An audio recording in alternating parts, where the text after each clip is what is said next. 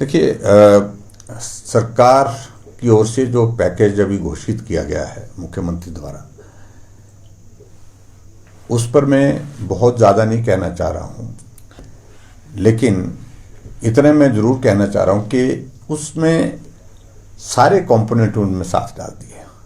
मनरेगा उस पैकेज का हिस्सा है, विधायक क्षेत्र विकास निधि उस पैकेज का हिस्सा है, केंद्र से 6000 मकान जो हिमाचल प्रदेश को इस आपदा की घड़ी में दिए गए हैं वो भी उसका हिस्सा है, और केंद्र से जो राहत अलग अलग फेजेस में दी गई हिमाचल प्रदेश को वो भी इसका हिस्सा है।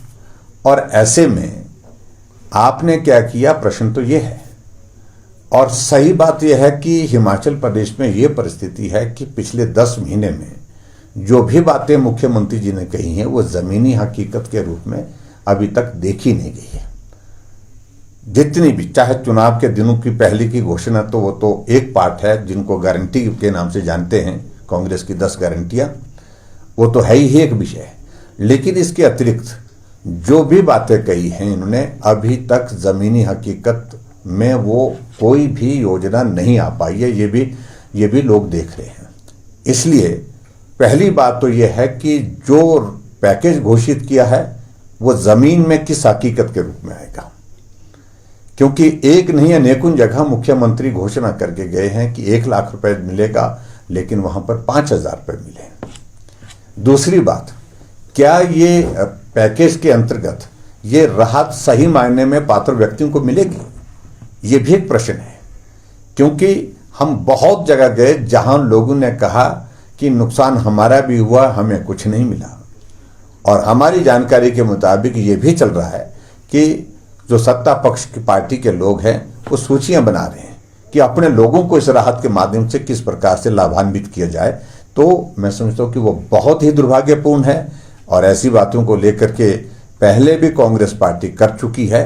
हिमाचल प्रदेश में इस आपदा के दौरान एक चीज, जो तंबू खरीदे गए हैं, वो अपने आप में एक जांच का विषय है। जो तंबू अभी एक सीजन में, एक बरसात का मौसम अभी 1-2 महीने में ही हवा से ही फट गए, उसकी थिकनेस कितनी रिक्वायर्ड थी, कितने